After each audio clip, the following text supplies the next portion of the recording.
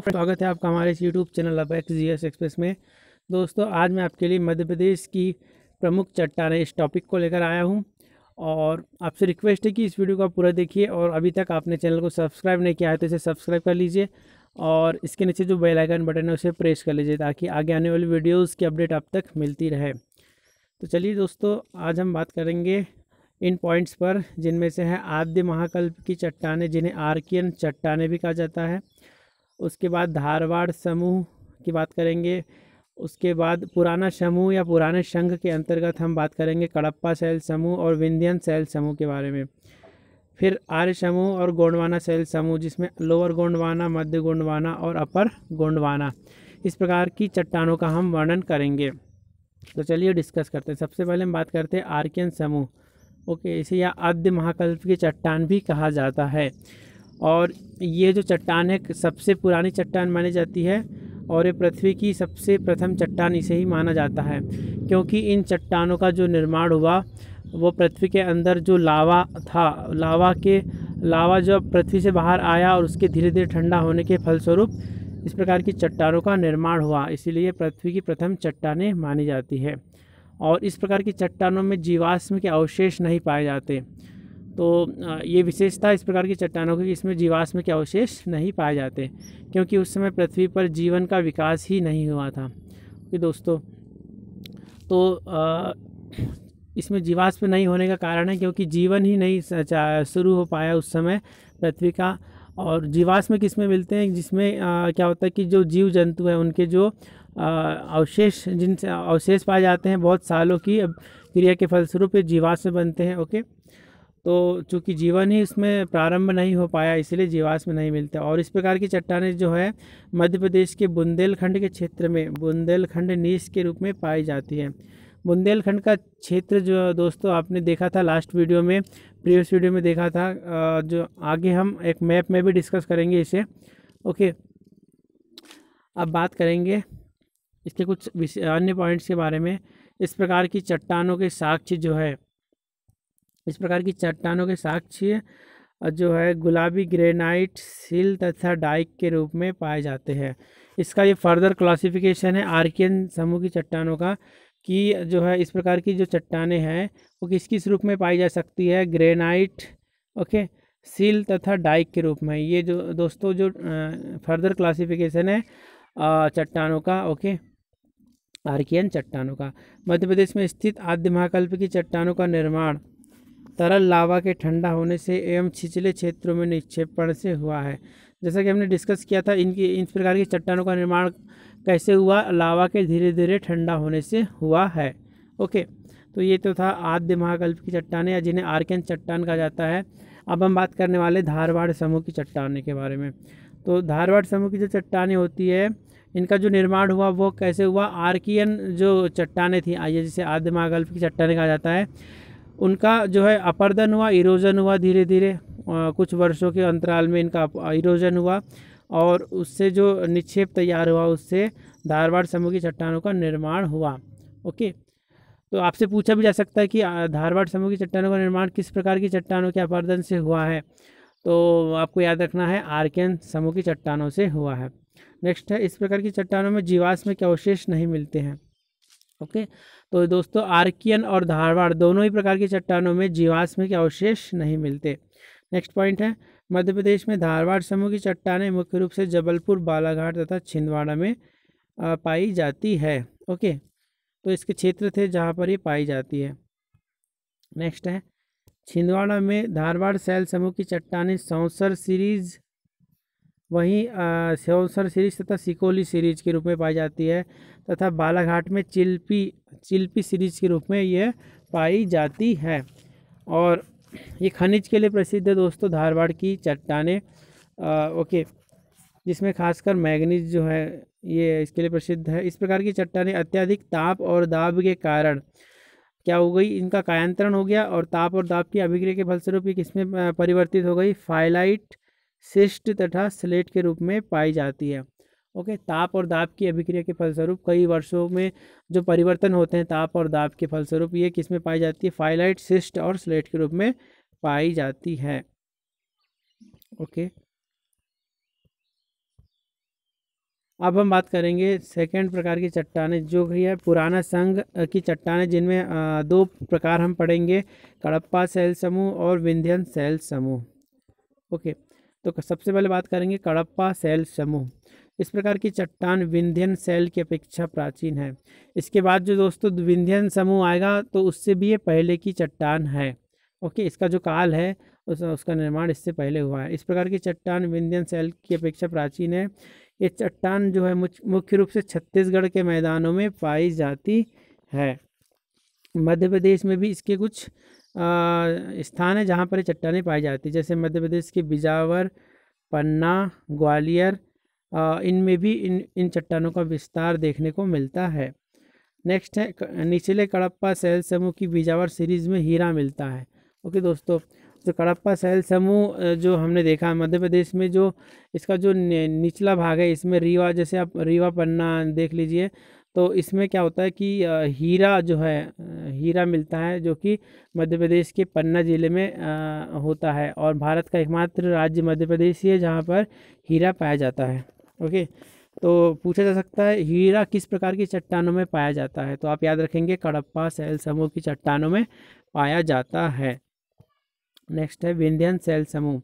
कडप्पा शैल के बाद हमको पढ़ना है विंध्यन शैल समूह के बारे में। ओके, तो इस प्रकार की जो चट्टानें हैं मध्य प्रदेश में 4200 मीटर की मोटाई में पाई जाती है। और विंध्यन शैल समूह जो है मध्य प्रदेश में, इन चट्टानों का विस्तार जो है पश्चिम में रीवा से लेकर चंबल के पश्चिम तक, और रीवा से लेकर चंबल के पश्चिम में राजस्थान तक ये फैला हुआ है। ओके, तो विंध्याचल जो है श्रेणी हमने पढ़ा था, जो कि नर्मदा के उत्तर में स्थित है, तो उसमें रीवा से लेकर चंबल जो है क्षेत्र तक फैला है। ओके, और मध्य प्रदेश में इस समूह की चट्टानों को दो भागों में विभाजित किया गया है। तो ये फर्दर क्लासिफिकेशन है विंध्यन शैल समूह का। आइए देखते हैं। ओके, ये आप मैप देख लीजिए दोस्तों, इसमें हमने लास्ट वीडियो में डिस्कस भी किया था मध्य प्रदेश का भौगोलिक स्वरूप में। ये देख सकते हैं आप, ये नर्मदा सोन घाटी येलो कलर में दिखाई दे रही है आपको, इसके ऊपर मालवा का पठार है। ओके, इसके नीचे सतपुड़ा मैकाल श्रेणी दिखाई दे रही है आपको, और ये बघेलखंड का पठार ये हो गया दोस्तों। ओके, और ये रीवा पन्ना का पठार, और सबसे ऊपर में मध्य भारत का पठार, और ये बुंदेलखंड का पठार। ये प्रमुख भौगोलिक क्षेत्र थे जो कि हमने लास्ट वीडियो में भी डिस्कस किया था। तो एक बार आप इस मैप के द्वारा अच्छी से और समझ लीजिए, ताकि जो है भौगोलिक स्थिति को जानने में आपको कोई परेशानी ना हो। नेक्स्ट है जो विंध्यन शैल समूह के दो भाग देख रहे थे हम, उसमें से पहला है लोअर विंध्यन शैल समूह। तो इस प्रकार की चट्टानें जो है विंध्याचल श्रेणी में नर्मदा के उत्तर में जो है पूर्व से पश्चिम तक फैला है। ओके, लोअर विंध्यन जो है विंध्याचल श्रेणी में कहाँ से, नर्मदा के उत्तर में तो है ही विंध्याचल श्रेणी, उसमें ये पूर्व से पश्चिम तक इसका विस्तार पाया जाता है। ओके, सोन की घाटी तथा भीमा घाटी में भी इसका विस्तार देखने को मिलता है। सोन नदी की जो घाटी है उसमें भी इसका विस्तार देखने को मिलता है। और सोन घाटी में यह चट्टानें जो है चूने के पत्थर, सैल तथा बालू पत्थर के रूप में पाई जाती है। ओके, तो ये तथा लोअर विंध्यन शैल समूह। ओके, नेक्स्ट हम बात करेंगे अपर विंध्यन शैल समूह। अपर विंध्यन शैल समूह, इसका विस्तार जो है नर्मदा नदी के उत्तर में कैमूर, रीवा तथा भांडेर सीरीज के रूप में उपलब्ध है। तो दोस्तों एक बार आप भौगोलिक मैप जरूर देखिए मध्य प्रदेश का, उसी से आपको भौगोलिक स्थिति जैसे समझ आ जाएगी, तो आपको बहुत ज़्यादा आसानी होगी इसे और समझने में। तो अपर विंध्यन शैल समूह का जो विस्तार हुआ है नर्मदा नदी के उत्तर में कैमूर, रीवा तथा भांडेर सीरीज के रूप में पाया जाता है। नेक्स्ट है इमारती पत्थर जो है इस समूह की चट्टानों में बहुतायत में पाया जाता है। ये सबसे बड़ी विशेषता है इस प्रकार की चट्टानों में कि जो इमारती पत्थर जो है अपर विंध्यन शैल समूह में पाया जाता है, और जिसका व्यापक रूप से जो प्रयोग हुआ है ऐतिहासिक इमारतों में जो है किया गया है। जो कि आप देखे होंगे मुग़ल काल, जैसे आपने इंडियन हिस्ट्री पढ़ा होगा, तो भारत का जो मुग़ल काल है उसमें जैसे लाल किला या आगरा का किला, इनकी बात की जाए तो इसमें जो है इमारती पत्थरों का उपयोग किया गया है। ओके, तो नेक्स्ट है गोंडवाना शैल समूह। दोस्तों हमने अभी तक आर्कियन शैल समूह की बात कर लिया, धारवाड़ शैल समूह की बात कर लिया। ओके, और पुराना संघ के अंतर्गत हमने किया विंध्यन शैल समूह में अपर विंध्यन और लोअर विंध्यन, इनके बारे में डिस्कस कर लिया। अब हम बात करेंगे गोंडवाना शैल समूह के बारे में। तो गोंडवाना शैल समूह की चट्टानें जो है मध्य प्रदेश में मुख्य रूप से सतपुड़ा क्षेत्र तथा बघेलखंड में के पठार में मिलती है। अभी हमने देखा था दोस्तों, सतपुड़ा मैकाल श्रेणी जो है नर्मदा नदी के दक्षिण में स्थित है या नीचे की ओर स्थित है, और बघेलखंड भी हमने देखा था। तो ये यहाँ पर पाई जाती है गोंडवाना शैल समूह की चट्टानें, और इस क्षेत्र में ये अर्धवृत्त के रूप में पाई जाती है। ओके, और उत्तर में सीधी नहीं है दोस्तों, ये सीधी है। सीधी से लेकर दक्षिण में रायगढ़ जो कि छत्तीसगढ़ तक है, इसका विस्तार पाया जाता है। ओके, सीधी जिले से लेकर दक्षिण में रायगढ़ तक जो कि छत्तीसगढ़ में है, रायगढ़ वहाँ तक इसका विस्तार पाया जाता है गोंडवाना शैल समूह का। ओके, और इस प्रकार की जो चट्टानें हैं इनमें कोयला बहुतायत रूप से पाया जाता है। और इस प्रकार की चट्टानें जो गोंडवाना शैल समूह की चट्टानें, इसे फर्दर हम 3 भागों में क्लासीफाई करते हैं। आगे देखते हैं, लोअर गोंडवाना शैल समूह, मध्य गोंडवाना शैल समूह और अपर गोंडवाना शैल समूह। सबसे पहले हम बात करेंगे लोअर गोंडवाना शैल समूह के बारे में। लोअर गोंडवाना शैल समूह को तालचीर के नाम से भी जाना जाता है। ये इंपॉर्टेंट क्वेश्चन है दोस्तों, किस प्रकार की चट्टानों को तालचीर के नाम से भी जाना जाता है, पूछा जा चुका है एग्जाम में, तो आप याद रखेंगे लोअर गोंडवाना शैल समूह। ओके, यह मुख्य रूप से सोन महानदी घाटी एवं सतपुड़ा के क्षेत्रों में पाई जाती है। ओके, कहाँ पाई जाती है? सोन महानदी घाटी एवं सतपुड़ा के क्षेत्र में पाई जाती है, और इसके अंतर्गत जो है पेंच घाटी आती है और मोह पानी के कोयला क्षेत्र इसमें शामिल है। ओके, तालचीर शैल समूह के अंतर्गत आते हैं पेंच घाटी और मोह पानी। तो ये तो था लोअर गोंडवाना शैल समूह।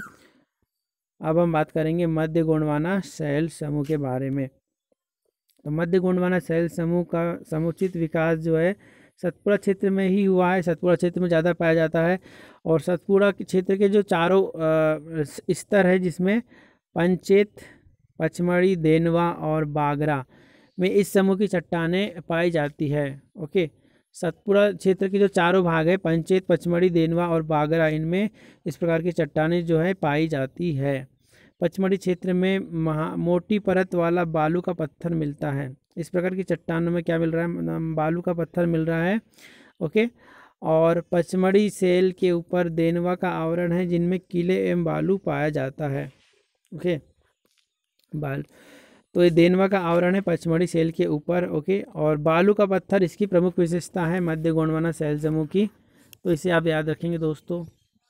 अब हम बात करेंगे अपर गोंडवाना शैल समूह के बारे में। तो अपर गोंडवाना शैल समूह जो है सतपुड़ा तथा बघेलखंड दोनों क्षेत्रों में पाया जाता है। ओके, तो इसमें मुख्य रूप से बालू का पत्थर, चूना का पत्थर, क्या क्या मिल रहा है दोस्तों? बालू पत्थर, चूना का पत्थर मिल रहा है, और कुछ कोयले की परत भी पाई जाती है, और वनस्पतिक पदार्थ भी मिलते हैं। ओके, सतपुड़ा क्षेत्र में इसे चौगान तथा जबलपुर स्तर के नाम से जाना जाता है। ओके, चौगान तथा जबलपुर के नाम से जाना जाता है। अब चौगान स्तर में क्या क्या मिलता है? चूने के पत्थर मिलेंगे, प्ले नहीं है दोस्तों, एक क्ले है, चूने के पत्थर मिलेगा, क्ले मिलेगा, और बालू का पत्थर, और कांगलोरमेट एक खनिज है, इसकी परत पाई जाती है अपर गोंडवाना शैल समूह में। ओके, तो गोंडवाना शैल समूह कोयले के लिए बहुत प्रसिद्ध है, और कडप्पा शैल समूह जो है हीरे के लिए काफ़ी प्रसिद्ध है दोस्तों, याद रखेंगे। और कौन से पॉइंट हमने डिस्कस किया था? जीवाश्म में नहीं पाए जाते, किसमें नहीं पाए जाते? आर्कियन शैल समूह और गोंडवाना शैल समूह में जीवाश्म नहीं पाए जाते, क्योंकि ये प्रारंभिक काल की चट्टानें हैं। ओके, और इस समय जीवन का प्रारंभ नहीं हुआ था। तो इन पॉइंट को आप ज़रूर याद रखेंगे, और खनिज को भी याद रखेंगे। तो उम्मीद करते दोस्तों ये वीडियो आपको पसंद आया होगा मध्य प्रदेश की प्रमुख चट्टानों के विषय में। तो यदि वीडियो पसंद आए तो इसे ज़्यादा से ज़्यादा लाइक करें, वीडियो को शेयर करें, और चैनल को सब्सक्राइब ज़रूर कीजिए, ताकि हम आपके लिए और ज़्यादा वीडियो बनाने के लिए मोटिवेट हो। और इसके नीचे जो बेल आइकन बटन है उसे प्रेस करना न भूलें दोस्तों, ताकि आगे आने वाली वीडियोज़ की अपडेट आप तक मिलती रहे। तो बने रहिए हमारे चैनल के साथ, तब तक के लिए जय हिंद।